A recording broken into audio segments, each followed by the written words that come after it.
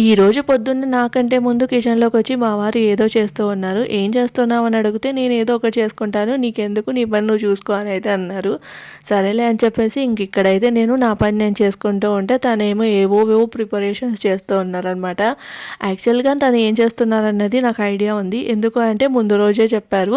So, dry fruits ఎక్కడున్నాయి ఏంటి అని అయితే అడిగారనమాట. ఇంకా డ్రై ఫ్రూట్స్ తోటి ఏదో చేస్తున్నారులే అనుకోని ఇంకా నేను కూడా లైట్ తీసేసుకున్నాను. సో, పొద్దున్నే లేసి ఫ్రెష్ అప్ అయిపోయి ఇక్కడైతే ఫస్ట్ కిచెన్ క్లీన్ చేసుకుంటూ ఉన్నాననమాట. మా వారు యాక్చువల్‌గా ఏం చేశారు అంటే ముందు రోజు డ్రై ఫ్రూట్స్ నానపెట్టుకొని ఇంకా నెక్స్ట్ డే కొన్ని పాలు వేసి మిక్సీలో గ్రైండ్ చేసేసుకొని తాగుతూ ఉన్నారు. యాక్చువల్‌గా ఏమైంది అంటే రీల్స్‌లో చూపించారనమాట. ఇలా చేసుకొని తాగితే పొద్దున్నే మనకి డే మొత్తము లైక్ ఏంటంటే ఎనర్జీ ఎక్కువగా ఉంటుంది. అలానే ఎక్కువ హంగర్ లేకోకుండా, ఆకలి లేకోకుండా లిమిటెడ్‌గా ఫుడ్ కూడా తినొచ్చు అని చెప్పేసి అయితే చూపించారు. సో దట్ దానివల్ల ఏంటి అంటే పొద్దున్నే ఇలా తాగితే మనకి అన్‌వాంటెడ్ క్రేవింగ్స్ అవన్నీ రాకోకుండా డే మొత్తం ఎనర్జీగా అలానే మంచి ఫుల్‌ఫిల్‌గా ఉంటుంది కదా! దానివల్ల మనము ఎక్స్ట్రా ఫుడ్ బయట ఫుడ్ కానీ ఇలాంటివి ఏమీ తినకోకుండా డైట్ కంట్రోల్ చేయొచ్చు అని అయితే ఇంకా మా వారు ఈ రోజుటి నుంచి నేను ఇది ఫాలో అవుతాను. నువ్వు కూడా ఫాలో చేస్తావా అని అయితే అడిగారు. బట్ పొద్దున్నే నాకు పాలు అంటే ఇలా డ్రై ఫ్రూట్స్ అలానే దాంట్లో పాలు వేసుకొని తాగితే కడుపులో తిప్పేసినట్లు ఉంటుందని చెప్పేసి నేనైతే ఏం చేయను. నా రెగ్యులర్ డీటాక్స్ వాటర్ మాత్రమే తాగుతాను అని అయితే చెప్తూ ఉన్నాను. ఇంక ఇద్దరం అలా మాట్లాడుకుంటూ ఇక్కడైతే ఫస్ట్ గ్యాస్ మీద వాటర్ అయితే పెట్టాను. ఎందుకు అంటే హీటర్ అనేది లైక్ చాలా అంటే చాలా టైం పడుతుందనమాట వాటర్ వేడవ్వడానికి. రీసెంట్‌గానే తీసుకుంది. అట్‌లీస్ట్ ఒక 4 మంత్స్ కూడా అవ్వలేదు. అయినా కూడా హాఫ్ అన్ అవర్ పెడితే జస్ట్ అలా నార్మల్‌గా చేత్తో టచ్ అయ్యేంత వరకే వాటర్ అనేటివి కాగుతూ ఉన్నాయన్నమాట. సో, ఇంకా దాన్ని రీప్లేస్ చేయించొచ్చులే మా వారు ఈవినింగ్ వచ్చిన తర్వాత అనేసి ఇక్కడైతే నేను ఇంకా గ్యాస్ మీదే పెట్టాను. అనవసరంగా కరెంట్ వేస్ట్ అవుతుంది కదా! ఆల్రెడీ మాకు ఈ మంత్ 1000 రూపీస్ అయితే బిల్ వచ్చింది. ఇద్దరమే ఉంటాము. దట్టు ఇంకా రోజు మొత్తం మా వారు ఆఫీస్‌లోనే ఉంటారు. నేను ఒక్కదాన్ని ఒక హాల్‌లో కానీ, బెడ్‌రూమ్‌లో కానీ అలా కూర్చుంటాను. ఓన్లీ టీవీ మాత్రమే ఆన్‌లో ఉంటుందన్నమాట. ఇంకా లైట్స్ ఇవన్నీ ఏదైనా నేను వర్క్ చేసుకుంటూ ఉన్నా, లేదంటే ఏదైనా తింటూ ఉన్నా అప్పుడు తప్ప ఇంకా మిగతా టైం అంతా లైట్స్ ఆఫ్‌లోనే ఉంటాయి. అయినా కూడా 1000 రూపీస్ బిల్ వచ్చింది. మేబీ అంటే వాషింగ్ మిషన్ ఉంది కానీ నేను 2 డేస్‌కి ఒకసారి, ఎప్పుడో ఒకసారి ప్రతిరోజు అంటే రోజు మార్చి రోజు ఎక్కువగా వేస్తాను. ఎప్పుడో ఒకసారి ఇంకెక్కువ ఉంటే మాత్రం రోజు అట్లా వేస్తాననమాట. అంతే తప్ప ఎలక్ట్రిక్ అంటే ఇంకా ఫ్రిడ్జ్ కామన్‌గా అయినా కూడా మా ఇద్దరికి 1000 రూపీస్ బిల్ వచ్చింది. సో, మెయిన్ రీజన్ వచ్చేసి ఈ హీటర్ అనమాట. అలా 30 మినిట్స్, 40 మినిట్స్ నీళ్ళు అలానే పెట్టడం వల్ల మేబీ బిల్ అనేది ఎక్కువ వచ్చింది. అందుకని చెప్పేసి దాన్ని రీప్లేస్ చేపిద్దామని ఇప్పుడు ప్రస్తుతానికైతే గ్యాస్ మీద పెట్టేశాను. గ్యాస్ మీద ఏంటి అంటే ఒక 10 మినిట్స్ పెట్టేస్తే సరిపోతుంది. మంచిగా వేడవుతాయి వాటరు. సో, అది ఇక్కడ వచ్చేసి నేనైతే ఉప్మా చేస్తూ ఉన్నాను అనమాట. ఉప్మా కూడా కొంచెం మహారాష్ట్ర స్టైల్ అయితే ఇందులో ఇంక్లూడ్ చేస్తాను. సో, ఎలా చేస్తాను ఏంటి అనేది చెప్తాను. ఇది ఇలా చేసిన ఉప్మా అంటే మా వారికి చాలా ఇష్టము. సో, మొత్తం ఈ ప్రాసెస్ ఉప్మా అంటే జస్ట్ మనకి 10, 15 మినిట్స్‌లో అయిపోతుంది అనుకుంటాం కదా! బట్ ఇది చేయడానికి మాత్రం ఒక 25 మినిట్స్ అయినా టైం పడుతుంది. ఎందుకంటే ఆల్మోస్ట్ మొత్తం అంతా లో ఫ్లేమ్‌లో అంటే లో టు మీడియం ఫ్లేమ్‌లో పెట్టే చేయాలి. అప్పుడే ఉప్మాకి టేస్ట్ అనేది బాగుంటుందన్నమాట. సో, ఫస్ట్ అయితే నేను ఇక్కడ ఉప్మాలోకి పల్లీలు అయితే వేయించుకుంటూ ఉన్నాను. ఉప్మాలో పల్లీలు వేస్తే బాగుంటుంది. సో, పల్లీలు వేస్తారు అన్నది నేను ఫస్ట్ టైము హాస్టల్‌లో ఉన్నప్పుడు చూసాను అనమాట. అంటే తెలంగాణ స్టైల్‌లో చేసిన ఉప్మాలో కంపల్సరీగా పల్లీలు అయితే వేస్తారు. సో, మధ్యలో క్రంచీగా తగులుతూ బాగుంటాయి కదా అని చెప్పేసి నేనైతే ఇలా వేస్తాను. ఇంకా మా వారికి కూడా ఈ పల్లీలు వేస్తే ఇష్టం అని చెప్పేసి కొన్ని పల్లీలు, దాని తర్వాత కాజు వేసేసి లైట్‌గా అంటే ఫ్రై చేశాను. ఫ్రై చేసిన తర్వాత అప్పుడు ఈ ఆవాలు, జీలకర్ర, తర్వాత శనగపప్పు, మినపప్పు. శనగపప్పు ఉప్మాలో నాకు పర్సనల్‌గా ఇష్టం అందుకని వేస్తాను. సో, ఆవాలు, జీలకర్ర, శనగపప్పు, మినపప్పు కూడా ఇష్టం ఉంటే వేసుకోవచ్చు. సో, అదనమాట. ఇక్కడ పూణేలో ఏంటి అంటే ఇవన్నీ ఏం వేయరు. జస్ట్ ఆవాలు, జీలకర్ర, ఈ మినపప్పు వేస్తారు. శనగపప్పు కూడా చాలా తక్కువ అనమాట. ఇంకా అంతే. దాని తర్వాత ఉప్మా అనేది ప్రిపేర్ చేస్తారు. బట్ ఇదేంటి అంటే కొంచెం మోడిఫికేషన్స్ చేసి మాకు నచ్చే విధంగా ఇక్కడైతే ప్రిపేర్ చేస్తూ ఉన్నానన్నమాట. ఒకసారి అయితే మీరు కూడా ట్రై చేసి చూడండి. టేస్ట్ మాత్రం చాలా బాగుంటుంది. దీనికి మెయిన్ థింగ్ ఏంటి అంటే లో ఫ్లేమ్ మీద చేయాలి. ఏంటబ్బా ఉప్మా గురించి ఇంత డీటెయిలింగ్‌గా చెప్తోంది అని అనుకుంటూ ఉన్నారు కదా! చాలామందికి ఉప్మా అనేది అంత పర్ఫెక్ట్‌గా రాదు. దానివల్లే అది ఉప్మా అంటే ఇంకా ఇంట్లో వాళ్ళందరూ వద్దబ్బా మాకు అనే అయితే అంటూ ఉంటారు. సో, అందుకని చెప్పేసి చెప్తూ ఉన్నాననమాట. ఇలా ఒకసారి ఉప్మా చేసినారా అంటే మాత్రం కంపల్సరీగా ఇంకొకసారి కూడా ఇలానే చేసి పెట్టమని అడుగుతారు. అలానే 10, 15 మినిట్స్ అంటే మనము చేసిన తర్వాత చల్లగా అయిపోయినా కూడా చాలా స్మూత్‌గా ఉంటుంది. ఓవెన్‌లో అట్లా మనం వేడి చేసేసుకొని తినేయొచ్చనమాట అది. సో, ఇక్కడ ఆవాలు, జీలకర్ర, శనగపప్పు, మినపప్పు వేసేసి కాస్త ఫ్రై అయిన తర్వాత ఆనియన్స్, పచ్చిమిర్చి ఇంకా కరివేపాకు కంపల్సరీగా ఉప్మాలో ఏదున్నా లేకపోయినా కరివేపాకు అనేది ఉండి తీరాల్సిందే. కరివేపాకు లేకపోతే మాత్రం ఆ ఉప్మాకి ఫ్లేవర్ కానీ అరోమా కానీ అస్సలు రాదు. సో, నేనైతే కంపల్సరీగా వేస్తాను. ఫ్రెష్‌ది వేస్తే ఇంకాస్త టేస్ట్ అనేది ఎన్హాన్స్ అవుతుంది. అండ్ ఇందులో అల్లం ఇవంతా ఏం వేయను. ఇలా చేస్తేనే ఈ ఉప్మాకి టేస్ట్ బాగుంటుంది. చెప్పాను కదా మహారాష్ట్ర స్టైల్లో చేస్తాను. జస్ట్ కొన్ని పాలు వేస్తే మాత్రం ఈ ఉప్మా అనేది చాలాసేపు స్మూత్‌గా ఉంటుంది. ఇక్కడ ఏంటి అంటే ఎక్కువ పాలు వేస్తారు. బట్ నేను మాత్రం జస్ట్ స్మూత్‌గా ఉండడం కోసం లైట్‌గా పాలైతే వేశాను. అండ్ 1 కప్ రవ్వకి 3 కప్స్ వాటర్ అయితే వేస్తానన్నమాట. అప్పుడు పర్ఫెక్ట్ కన్సిస్టెన్సీలో ఉంటుంది. ఒకవేళ పొడి పొడిగా కావాలి అంటే 1 కప్‌కి 2 కప్పు లేదంటే 1 ½ కప్పు మనం తీసుకునే రవ్వని బట్టి ఒక్కసారి చేస్తే మనకు ఐడియా ఉంటుంది కదా! నేనైతే ఇది డీమార్ట్‌లో మనకి సపరేట్‌గా డబ్బాలలో వేసి పెట్టుంటారు కదా రవ్వ, అదే తీసుకొని వచ్చాను. దాంతోటే చేస్తూ ఉన్నాననమాట. ఇంకా ప్యాకెట్స్‌లలో దానికనుకోండి 1 కప్‌కి 2 కప్స్ అయితే సరిపోతుంది. బట్ డీమార్ట్ నుంచి తీసుకొని వస్తే మాత్రం 1 కప్‌కి 3 కప్స్ అయితే వాటర్ వేసేసి ఇంకా రుచికి సరిపడినంత ఉప్పు, లైట్‌గా షుగర్ అనమాట. జస్ట్ అట్లా స్ప్రింకిల్ చేసామన్నట్లుగా షుగర్ అంతే. పాలు మాత్రం కంపల్సరీగా వేసి చూడండి.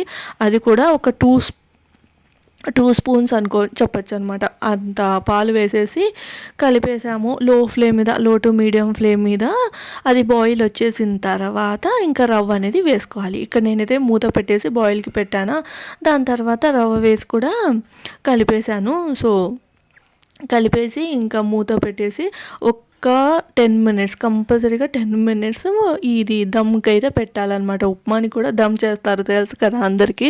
సో, 10 మినిట్స్ అట్లా దమ్ పెట్టేసి ఇంకా లాస్ట్‌లో మనము సర్వ్ చేస్తాం అనుకున్నప్పుడు ఒక 2 మినిట్స్ ముందర కొత్తిమీర వేస్తే ఇలా కలర్‌ఫుల్‌గా కనిపిస్తుంది. అలానే కొత్తిమీర ఫ్లేవర్ కూడా మంచిగా ఉప్మాలోకి దిగి సూపర్ టేస్టీగా వస్తుంది.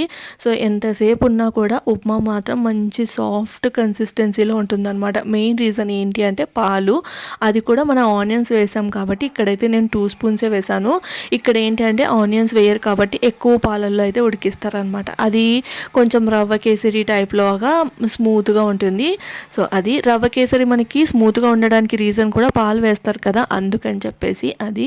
ఇంక ఇక్కడ వచ్చేసి చపాతీ పిండి తడిపేసుకున్నాను అనమాట. చపాతీ పిండి తడిపేసుకొని దాంట్లోకి లైక్ ఏంటి అంటే నేను కర్రీ వచ్చేసి అప్పటికి ప్లానింగ్లో అయితే ఏం లేననమాట. అదేంటి ముందు రోజు ప్లానింగ్ చేసుకోవాలి కదా అని అనుకుంటూ ఉన్నారు కదా.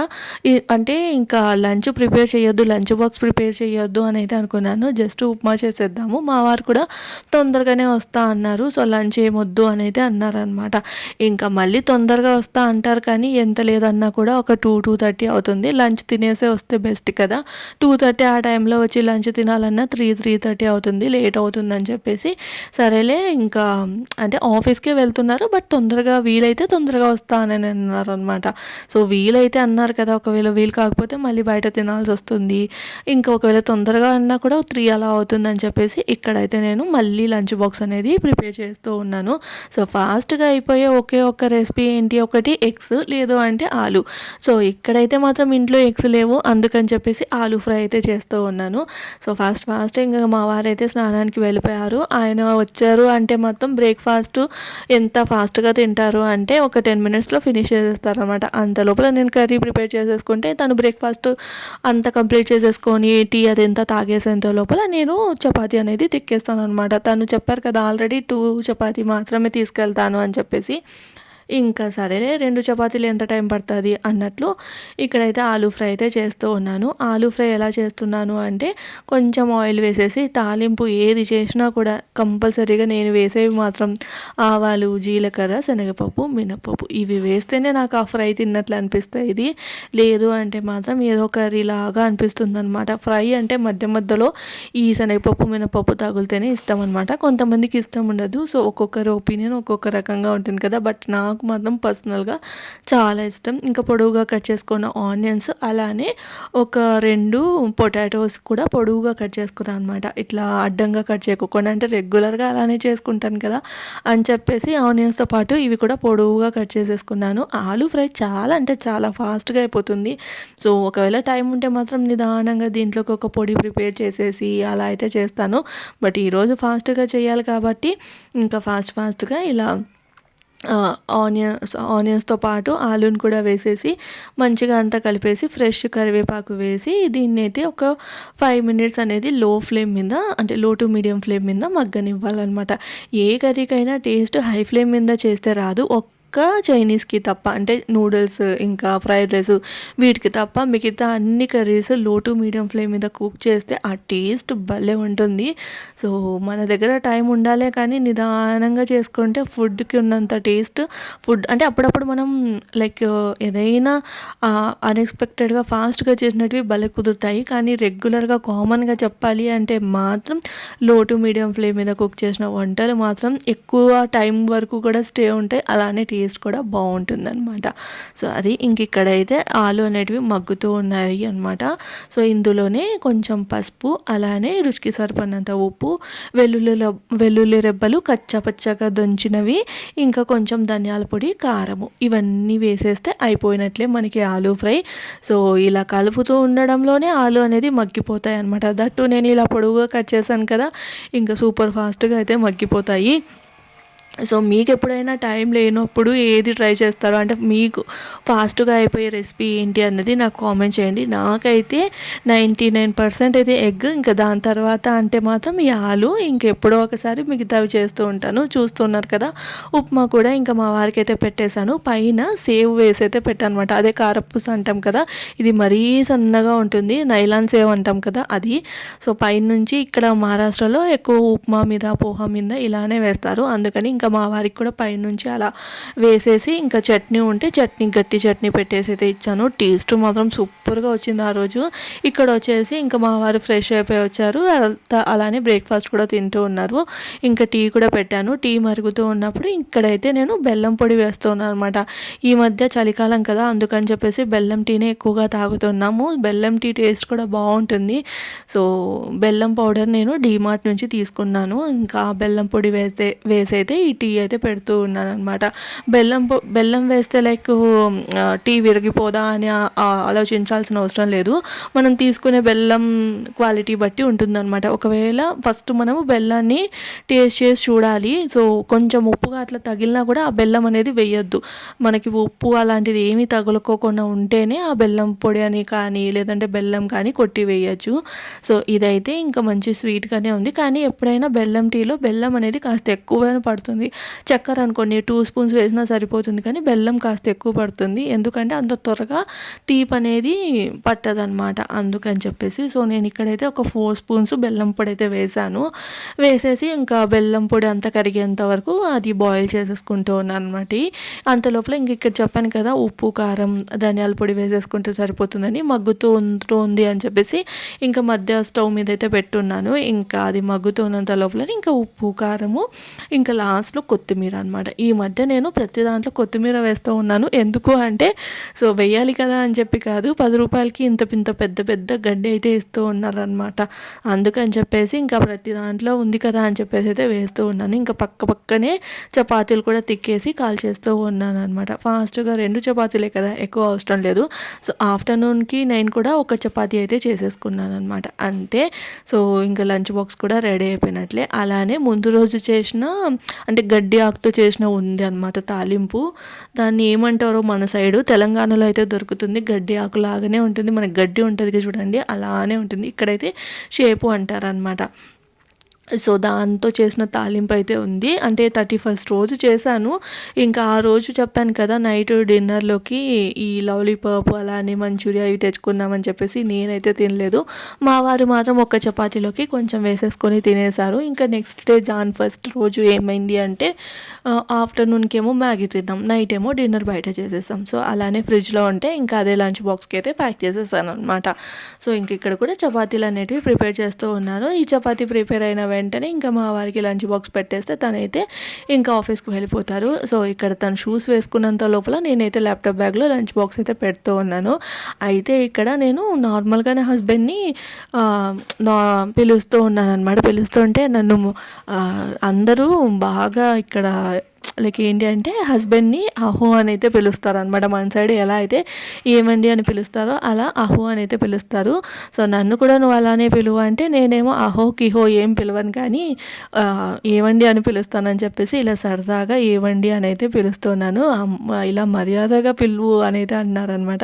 ఇంకా ఒక 5 minutes అలా పిలిచానో లేదో, అమ్మ తల్లి అలా ఏం పిలవాల్సిన అవసరం లేదు, నువ్వు ఎలా నన్ను రెగ్యులర్గా పిలుస్తావో అలానే పిలువు అని సరదాగా అయితే మాట్లాడుతూ ఉన్నారు. సో ఇలా ఉంటుందన్నమాట. మేము ఇద్దరం ఎప్పుడు పిల్లి ఎలకల్లాగా గొడవ పడుతూనే ఉంటాము. అది జస్ట్ ఒక 5 to 10 minutes వరకే, ఇంక అంతేలేండి. ఇంక ఇక్కడ మా వారికి లంచ్ బాక్స్ పెట్టిచ్చేస్తే తనైతే ఫస్ట్ బండిని సర్వీసింగ్ ఇవ్వాలని చెప్పేసి తన ఫ్రెండ్ని రమ్మన్నారనమాట.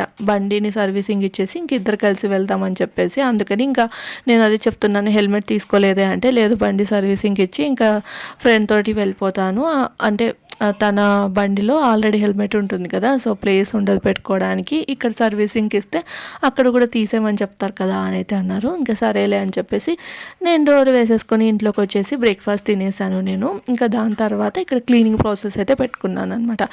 ఇది వచ్చేసి కిచెన్ క్లీనింగ్, డీప్ క్లీనింగ్ చేసేసుకున్నాను. దాని తర్వాత ఇంకా జాన్ 1స్ట్కి ఇళ్ళంతా నార్మల్ రెగ్యులర్ క్లీనింగ్ చేసుకున్నాను. ఈ కబోర్డ్ చేయాలన్నమాట, అంటే బీరువాలో బట్టలు అవన్నీ ఉంటాయి కదా అవన్నీ సర్దుకోవాలి. దానికంటే ముందు ఇక్కడ రెగ్యులర్గా నేను పౌడర్ ఇంకా ఆయిల్ ఇవన్నీ పెట్టుకునే ప్లేస్ ఉంటుంది కదా, ఇయర్ రింగ్స్ అలానే ఈ క్లిప్స్ పెట్టుకునే ప్లేసు.